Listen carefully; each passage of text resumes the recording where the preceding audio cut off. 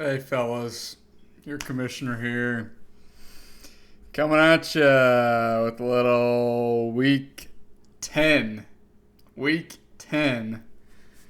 of NFL action. Um, See, it's getting to be that time of the year, getting dark and you know early, very very indicative. Of course, you can see here in the tank top, kind of messed up my hair a little bit, get a little disheveled looking, because it's dark times. It's dark times for your old commissioner. Um, Probably one of the darkest times in my football. I don't know, fantasy football, hog football time. Uh, I don't even know the words, fellas. The words are escaping me. Because that's just how bad I've been beaten down. Not only by my dog shit fantasy team, but by the Arkansas Razorbacks dog shitness. Of course, we'll start off as we always do with the abysmal shit performance that the Hogs put out on the field on homecoming against Liberty. Lost 21-19. Had a chance to get a 2-point conversion late to tie it up, possibly go to overtime. Didn't happen. Got out physical the vast majority of the game. Again, the defense has looked pretty good. I mean, honestly, the defense has looked pretty good the last couple weeks. I mean, they pitched a shutout the second half, and the offense was just inept. I mean, the offensive line couldn't block for shit. No pride, getting pushed around by a group of five school.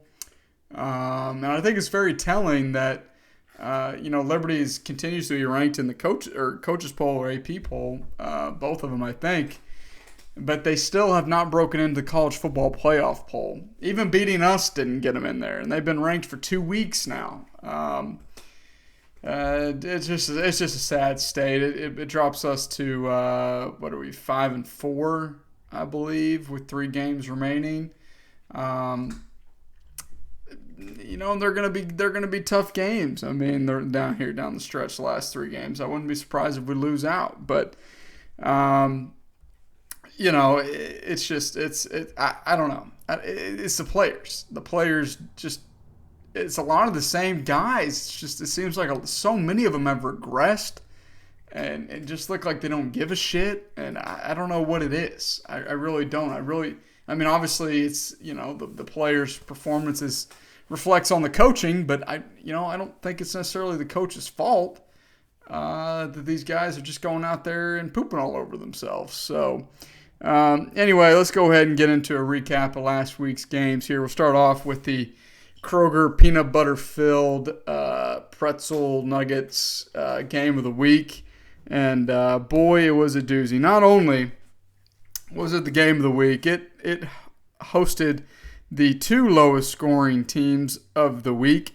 The only 2 teams, Rip was below 100, just barely, 99.35. Let's just say the only 2 teams below 100 points this week. And if you lose to me, you really suck and are dog shit. Throw up all over themselves. Get to the choppa. The plunk choppa's going down. Team of the week and the Dirty Birds of War. Just dominant last week. I mean, what did Connor put up last week? What, like 140 something, 134, and then to follow that up with this shit of 71.35. Connor was 4-4, 500 record going into this matchup. Cakewalk. You should cakewalk against Savoy. I mean, yeah, he didn't have Mark Andrews. He's without Jamar Chase, but come on, you ought to be able to sleepwalk and beat Savoy, and especially if he's only putting up less than 80 points. And Connor is gonna skate by the skin of his teeth. I know he is. He's gonna sneak his way into the playoffs and go on some bullshit run, I'm sure, and win a 4th title in a row. But as of right now, this team's bullshit. I mean, he has no running backs to speak of outside of Alvin Kamara, who finally came crashing back down to reality this week. He's got no wide receivers except nobody. He's got none. He's got none. His wide receiver room without Jamar Chase is one of the worst in the leagues, and my wide receivers are dog shit. They're still better than the shit that he's throwing out there. Marvin Jones, DJ Moore, Allen Robinson. Likely gets one catch, happens to be a touchdown to even make it close. Naheem goose egg in his debut because Connor didn't have the stones to start James Robinson. It's a pretty sad state of affairs. The fact that how Connor's even 4-5 is a marvel to me, because this could easily be a 2-7 team and be contending for the horse ass, and he very well might be contending for the horse ass here in about 4 weeks' time. Because there's 5 regular season games left, folks. I mean, it's nut crunching time, and I don't think I've ever seen the league with this much parity. I know I say that every year. It's just so muddled up. I mean, you got, I think there's 8 teams within one game of the playoffs or less of that last playoff spot, and Savoy managing to get a win with 78 points, it frankly makes me sick. I mean, it makes me sick to see this. It makes me violently ill that I want to throw up all over myself to see somebody score less than 80 points. I believe this is the first time that's happened all season. This is the lowest points scored in a win. Both of these teams deserve to lose this week, but somehow, some way, Savoy's 3-5. With Marcus Mariota as his starting quarterback. I don't get it. What? I made a mistake. I fucked up. Is that what you want to hear? Write it. I fucked up. All right? I yelled in Craig's living room about Ford, about how good my team was. Okay? Clearly that was a mistake. All right? I paid my dues. I deserve some lucky breaks. I don't deserve Joe Mixon scoring 55 fucking points on my head out of nowhere. I don't deserve that. What have I done to deserve that? I yelled a little bit. I paid my dues. I spent 4 fucking weeks scoring less than 100 points. You've made your point, fantasy gods. You've made your point. Okay? I'm sick of it. I want to fucking win. I haven't won in over a month. Over a month I haven't won.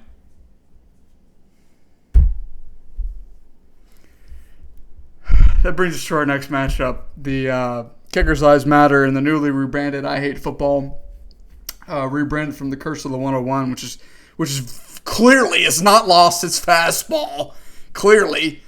Even if the pick itself has been fine, it just corrodes your team from the inside out. And I basically have rebuilt this team almost from scratch through the trade market. Duncan wins 141-113, the highest scoring team of the week.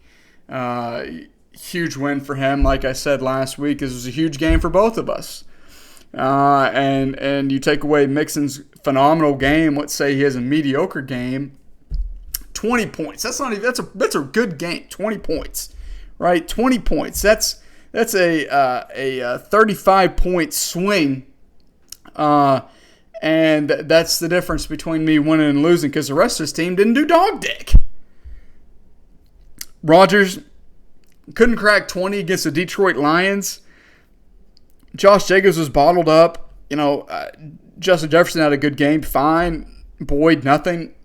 Lazard had a good game. Higbee, nothing. Goose egg. Benjamin, nothing. And, but somehow he puts up 141. Not somehow, because he had a player score 5 touchdowns. That hasn't happened since Jamal Charles. Back in 2006. And, 113, whatever. It's not great, but it's sure shit good enough to get a win. I outscored 7 other fucking teams this week, but whatever. I don't need it. I don't need the win. I don't care. It doesn't matter. I've lost to these dog shit teams. I've lost to Craig twice. I've lost to Duncan. I've lost to teams. I've lost to teams who aren't good. These teams, Duncan and Craig and Duncan aren't good, but yet I've lost to them. And, Christian Kirk had a great game. That's fine. Kupp had a great game in his debut. Cordero came back and scored 2 tutties, but Herbert did nothing. I told you guys, Herbert's great. No more quarterback controversy for Laz. Well, guess what? It doesn't matter how good the quarterback is talent-wise. If they're on my team, they're gonna be brought down to mediocrity. If I get 20 points from my quarterback, that's the ceiling. That's the best case scenario for a quarterback on my team is to score 20 points. Swift got 5 touches, 50 yards, 5 touches. If he's not healthy, Dan, just don't play him. Don't play him. Don't stop doing this bullshit we just need to see more out of DeAndre on the sideline, and I don't get. Deion Jackson did nothing against the Patriots. Whatever. I dropped Kenyon Drake. He got 25 points. Wouldn't matter. I still would have lost. Whatever. I'm 3-5. No, I'm sorry. I'm 3-6. 3-6. I've lost 5 games in a row. If I don't win the next 5 in a row, if I lose one more game, I'm done. I'm done. I'm done. I still got Rip on the schedule. I still have somebody else good, I'm sure, on the schedule. I think I got to play Ford again. And I got to play Savoy with Deshaun, I'm pretty sure. Deshaun's first game back. Good job, Duncan. Whatever. Fuck Joe Mixon. Next here, we got the Swamp Donkeys and Cooter Gain. Blaine, 2-game win streak. Pedestrian game, 117. JD, dog shit, 104. Josh Allen did not have a good game at all. No passing touchdowns. Still got 25 points. ETN has been a monster. Eckler, monster. He didn't have Saquon. Blaine's going to be fine. No Keenan, no Saquon. He's fine. He's going to be fine. So, best team in the league. Not even close. For JD, this is probably the worst roster in the league. It looks like White's getting more run, and maybe will take off. But and Juju's been really great, honestly, this year. But Lockett, Samuel. They all had good games. And no Kittle. I don't know. JD's team's probably better than 2-7. He could easily be 3-6 as well, or even 4-5 with the names that he has on his roster. I think the horse ass bracket is going to be very interesting. It's going to be very interesting. I really don't know who's going to win it. I think it's going to be another year of. I don't think any of the teams that are going to be in there are bad enough to go 0-3 as it stands right now. Now, of course, injuries could still happen. Honestly, if there's going to be anybody, it might be our 3-time champion, Connor Plunk. But anyway, Blaine's 6-3, huge win for him. He get 2-game win streak. JD falls to 2-7. Not a prayer, honestly, of making the playoffs. Even if he wins out, I just don't foresee him getting into the playoffs. So, next here we got Discount Double Check, Razorback Revival. A couple old rivals, old vets in the league. Nick, huge game for him, much needed game for him to go on a 2-game win streak, 140 to 99. Rip was dealing with a lot of buys. Of course, he made that trade for McCaffrey and Sutton, for Cooper Kupp, Matt Collins, and Alexander Madison. And McCaffrey and Sutton were on bye. It was a long-term play for him. Debo was also on bye. Waller was still hurt. So, Rip really had to kind of shoestring together a lineup, and Dobbs got hurt early, or Dubs, whatever you say his name. Devontae Smith didn't do anything on Thursday night, but, going down here the home stretch, he's going to have Hurts, Henry, McCaffrey, Tyreek Hill, Debo Samuel, Cortland Sutton, Devontae Smith, Darren Waller, and I think he's going to be okay. I think Rip's going to be A-okay. And, huge win for Nick. Really carried by Justin Fields. He played the quarterback streamer extremely well. Fields has been QB1 over the last few weeks, last month. Is number 1 overall QB. And his wide receivers, consistent production. He also made another trade there, but Goddard had a monster game on Thursday night to get him going, as well as A.J. Brown had a solid game. But Dalvin was good. So, yeah, I mean, Nick's good. I think Nick's going to probably make a run and sneak his way into that last playoff spot. It's really just a matter of, really I think that Blaine, Rip, Wilson, and Ford, probably all four of those guys have playoff spots locked up. Craig's pretty good. I could see him falling apart. So really there's maybe 2 spots up for grabs for the remaining 8 teams. We're really 7 if you discount JD. So it's anybody's race. So I mean, Rip's still 6-3. He's fine. I mean, he'll still probably end up with a first round bye. I would be surprised if he didn't. So next here, we got doesn't contribute versus the cataclysmic catches. Wilson, pulls it out on Sunday night with Patty Mahomes and Mecole Hardman. Robert Woods, even though Robert Woods didn't contribute. But, I mean, Mahomes' monster game. I mean, it looked like Craig was going to do it again. Get his swagger back. Craig got his groove back. Barely broke 100 points, just barely, and locking another team down, his opponent down. But then, Monday night or Sunday night rolls along, and Mahomes and Mecole combined for 60 points, and that's all she wrote. Craig loses. So Craig falls to 5-4 on a 2-game losing streak, trying to stop the bleeding. I wouldn't be surprised to see him go on a pretty long losing streak here over the next couple weeks. And Wilson, don't look now. Wilson's the number 1 team in the league for the first time ever. I'm pretty sure he's 7-2. Sole possession of first place, won 3 in a row. And God bless you, Wilson. I don't know. Every dog has his day. Every cat has his day, I guess. So good for you. Good for you. I'm proud of you. It'd be really funny if you were to win. Only one horse ass has ever won, and they won, and then they won horse ass. So, technically, I guess. But anyways, and then our final game here, Shade Dynasty versus the Fat Bastards. Good bounce back for Ford, 121 to 110. Travis Kelce had a good game, valiant effort to try to come back there on Sunday night as well. Got 21 points, but just not enough. Trevor Lawrence didn't do much. Aaron Jones didn't do anything. Fournette didn't do anything. Drake London didn't do anything. But Mooney, good game. Kelce, Michael Carter. He had Dak, Pollard, and Amari Cooper on bye. So I think D-Shade's probably going to be okay. And for Ford to put up 120, no Pickens, no Njoku. He got nothing out of Ingram and Brian Robinson. It looks like Brian Robinson's experiment might be over with him. But Diggs and Devontae obviously bounced back in a big way.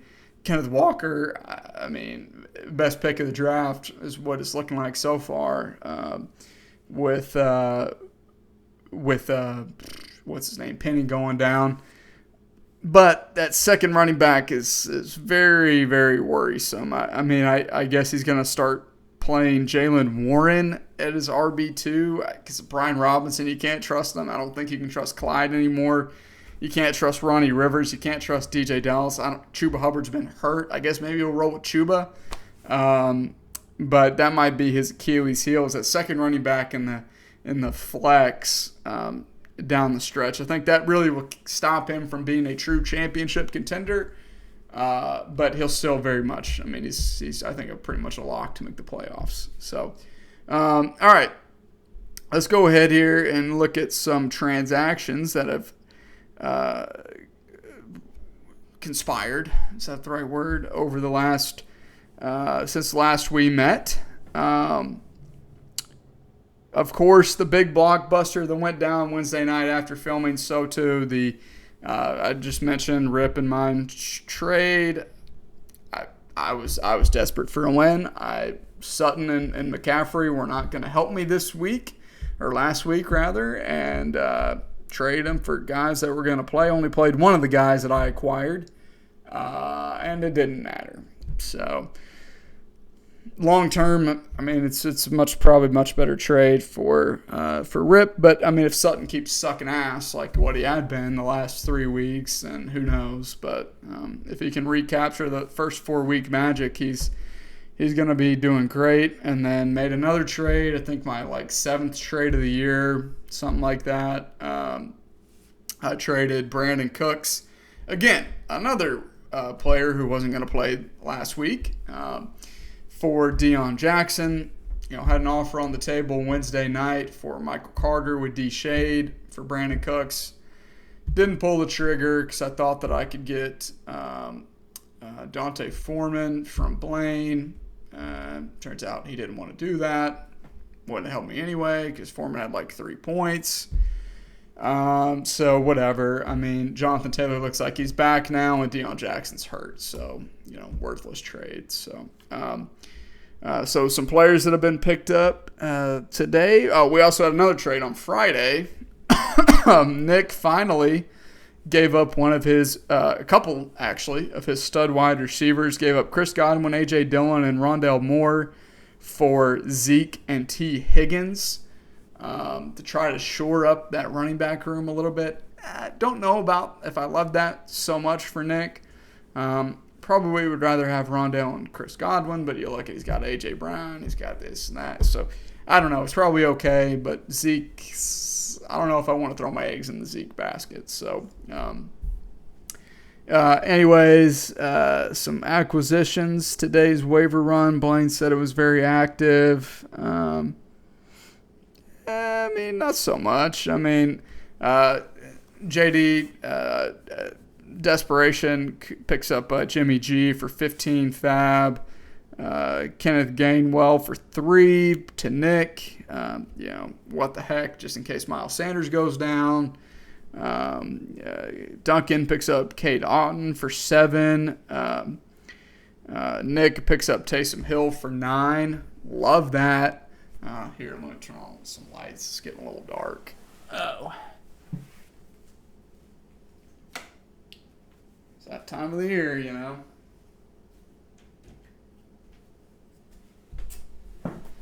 All right. Okay. That didn't really help. Whatever. I don't want to turn this light on because my skin's so translucent. It just bounces off. So let me go here to the report. Let's see what the failed bids were. Come on. Oh my gosh, dude. ESPN is so quick. One other bid. Now 2 other bids for Jimmy G. $2 and $1 respectively. Nico Collins. No other bids, so that's fun. Spent 10 fab on him. Waste of money.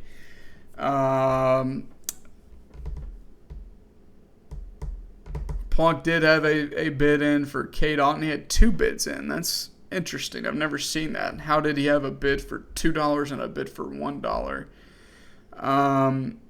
Essentially, Plunk didn't get a tight end. He was only in on one of them.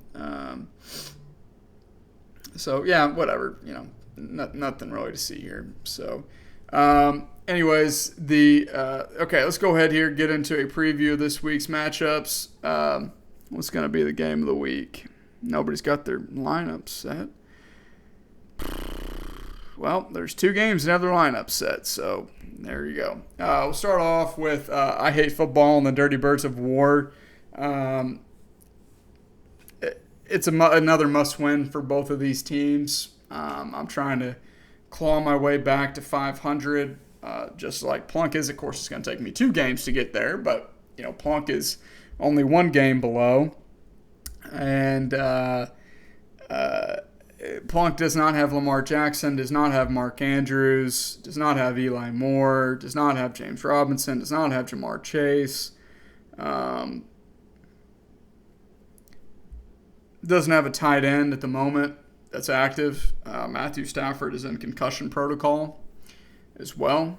I'm projected to only win 117 to 85. We'll see. I don't know with my lineup whether I'm going to play Claypool or Everett, but other than that, my lineup's pretty much set. So some tough matchups this week. The Plunks guys who he does have do have very good matchups.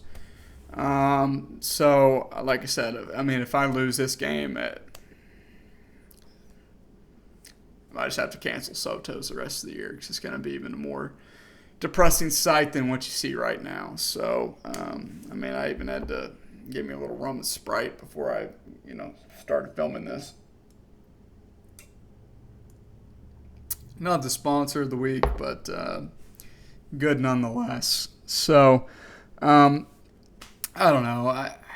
I guess I'll pick myself to win. I mean, frankly, if I lose this game, I still am convinced that somehow, some way, Plunk's going to find a way to drop 120, and, I'll put up 110 and still lose. But, whatever. Hopefully that doesn't happen. Next here, we got Swamp Donkeys and the Cataclysmic Catches. Blaine has sent his champion to fight the battles against the number one overall team in the league, Kadarius Toney. Projected to lose 113 to 3. So pretty close. Blaine hasn't played his tricks in quite some time throughout this season.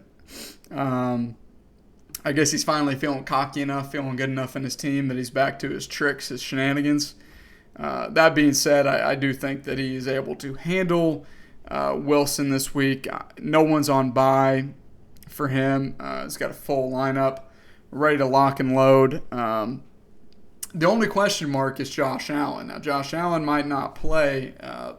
He probably will. I'd be very stunned if he doesn't. He's got a little bit of an elbow thing going on, but I'll go with Blaine in that one. Next here, we got doesn't contribute and discount double check. Rip is restocked and reloaded as well this week. All of his players are back from the bye week. And he is ready to have skull sex with Craig's soon-to-be lifeless corpse of a team. Big blowout, 38. Probably covers that, Craig. That's a huge line. I think that Craig probably does cover the 38. But I think that Rip drops probably 150 on old Craig Lee this week and puts him on a 3-game skid, drops him down to 500. So next here we got the... If you lose to me, you really suck. And Cooter Gain, two former horse asses, our reigning horse ass, the two worst teams in the league. Projected to be a barn burner, 96 to 61. That can't be right. That's got to sum up to more than 61 points. No, there's no way. 10, 1, 2, 3, 4, 5, 6, 7. Yeah, that total was wrong. Why does it say he only has 6 players? Hold on. Let me restart the app. It's not 61. He's got a full lineup in there. Nobody in this league should only be projected for 61 points with a full lineup. I mean, that's just 108 to 95. There we go. Did I get anybody else's scores incorrect so far? No. Okay, yeah, 108 to 95. I do think that Savoy does not have a third wide receiver in there at the moment. He'll have to flip Zay Jones up there, and then put Kareem Hunt there in the flex, or Ayuk. He's got Ayuk back from the bye. But it looks like Jamal Williams might not play. I don't know. That's a stretch. He just wasn't at practice today. People aren't at practice on Wednesday all the time. It's not necessarily a big deal. But, yeah, I don't think that Savoy's going to have a great time. I think that JD bounces back, gets a win, keeps things muddled a little bit. So we'll go with JD in that one. International traveling again, apparently, this weekend. I don't know if he's going to see the football over in Germany. You thought that negative Commish would forget about the German game. Ah, no, no, my friend. I would say Dankeschön for reminding me of your. That's good into the British. I've never had to do a German accent on this before, but the streusel will be flowing very, very well. And make sure you say Dankeschön. It's very rude to not say Dankeschön. I gotta be more angry. German, very angry language. So yes. I don't know if that's where he's getting some Wiener Schnitzel and some beer steins. I don't know, but he will very much be enjoying himself wherever he's going, I am sure. Just like there's the Bucks and the Bucks and the Scheitzen. The Bucks and the Seahawks. The Bucks and the Seahawks will be playing over in Berlin. So make sure you wake up very early and get your streusel and enjoy the game. All right? Dankeschön, my friend. Danke.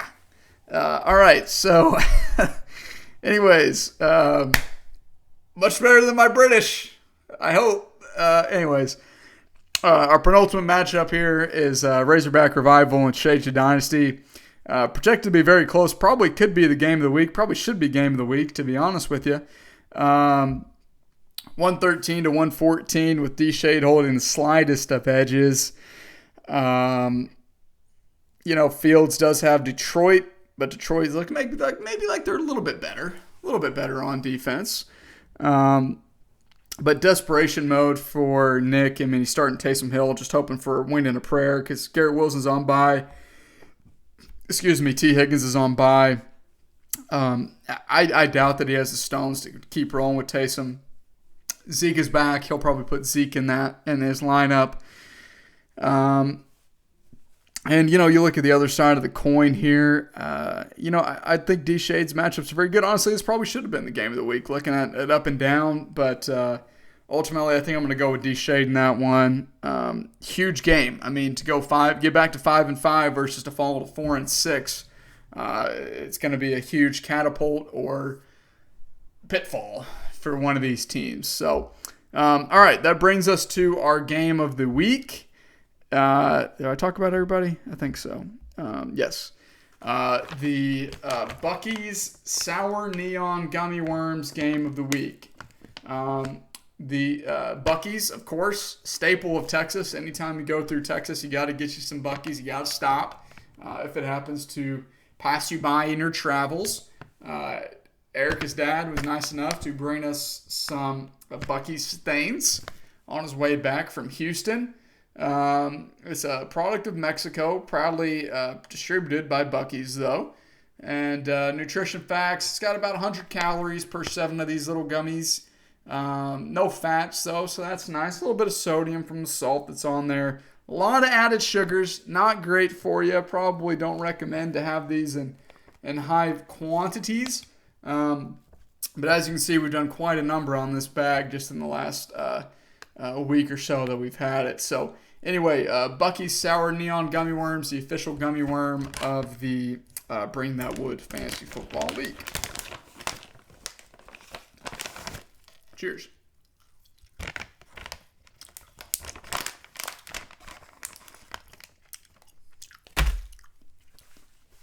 Yum, yum, yum. Love sour stuff. Love it. Anyways, that is kicker. Shit. This lineup said both of them were set whenever I did this. And now Ford's got one of his guys out. Son of a bitch. Well, whatever, Ford. I'm going to assume what your second running back is, and you can just deal with it. Kickers Lives Matter, Fat Bastards game of the week. Battle of the quarterback. You got Aaron Rodgers versus Kyler Murray. Murray's is facing the Rams. Rodgers is going against a good Dallas secondary because he's too scared to make a trade for Geno Smith. Also, it's a tough matchup this week, but that's neither here nor there. We'll probably go with Kyler in that one. Battle of the running back. You got Josh Jacobs and James Conner, who finally got back to playing last week. Had a very good game, solid game from an RB2, 11 points versus Kenneth Walker and